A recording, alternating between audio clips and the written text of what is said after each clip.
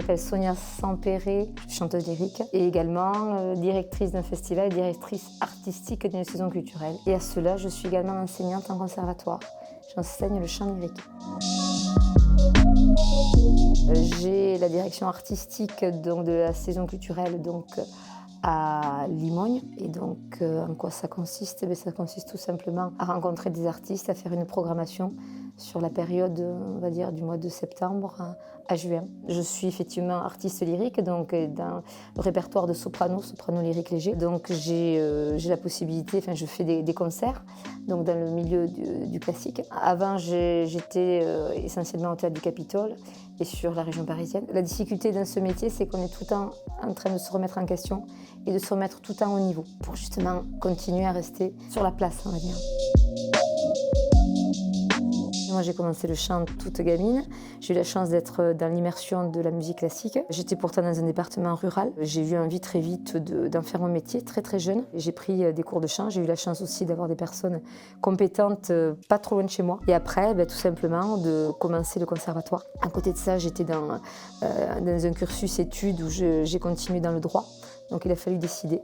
Là où j'ai décidé, c'était tout simplement l'envie d'aller dans le milieu artistique, puisque c'est ce qui me faisait vibrer. Et à l'issue de ça, donc une formation, des diplômes, des auditions, des parcours, donc parcours Capitole, Châtelet, Massy, Bastille, et changement de vie, avec vie professionnelle, mais vie familiale, avec 3 enfants. Donc les choses changent, les choses sont obligées d'être revues différemment. Donc je suis rentrée dans l'enseignement.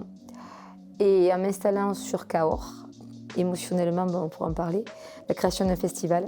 Et voilà, donc en fait, mon parcours de directrice artistique et directrice s'est passé par des rencontres, tout simplement.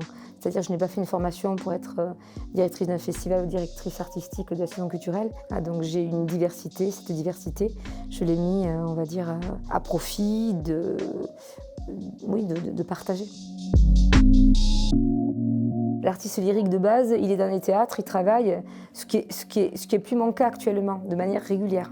C'est-à-dire que moi j'ai des concerts, mais un artiste lyrique, quand on était en théâtre, tu commences à 10h, tu termines à 17h, et après tu as des générales, tout ce que tu veux. Là, en tant que direction artistique, j'ai par exemple une programmation qui est à venir. Actuellement, je travaille sur la programmation 2022-2023, donc avec des contacts régulièrement avec les agents et après de la recherche des spectacles, tout simplement.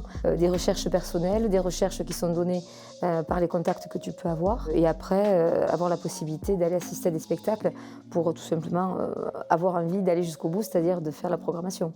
Ça, c'est une journée type quand elle est bien remplie. Après, c'est beaucoup de choses derrière. C'est aussi malheureusement d'apprendre à négocier avec des structures pour qu'on puisse aussi être à mesure de programmer tout ce qu'on a envie de programmer, sachant que la conjoncture actuelle est compliquée. J'insiste bien, financièrement.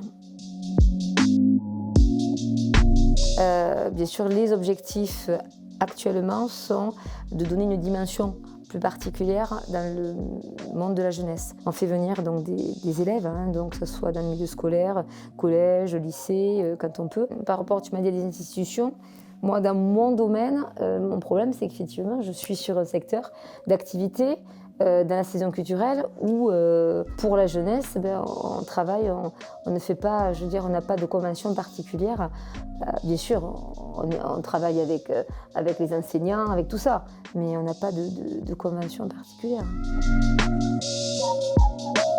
De manière générale, les plus, il y en a beaucoup, les moins, il y en a peu. De toute manière, il faut penser qu'il y en a peu pour continuer. Ce qui est très important dans ce domaine d'activité, c'est que c'est un choix de vie. Ça n'a pas de prix.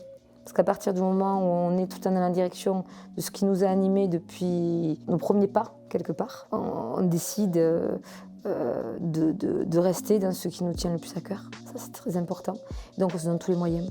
Et tous les moyens, c'est donner l'envie aux autres. Les moyens, c'est la vie du quotidien avec des incertitudes, avec des fois des choix artistiques qui pourraient avoir dérangé aussi, puisqu'en fait, il y a des prises de risques quand même. Donc ça, c'est peut-être des choses qui peuvent être négatives, mais qui en fait sont positives aussi. Moi, je retourne dans le positif, puisque à partir du moment où il y a une réaction, c'est que c'est toujours positif.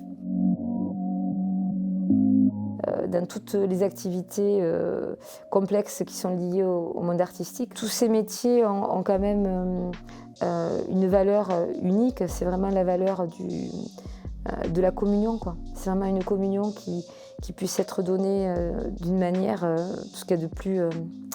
je veux dire, ça paraît fou, mais où on puisse espérer et croire que la culture et le monde artistique puissent réunir les gens. Donc ça, c'est la quête, je pense, de tous les artistes et de tous les gens qui travaillent dans la culture, c'est penser qu'il y a toujours quelque chose de positif à ce niveau. Donc oui, d'être dans une communion unique, je pense. Voilà, c'est ça.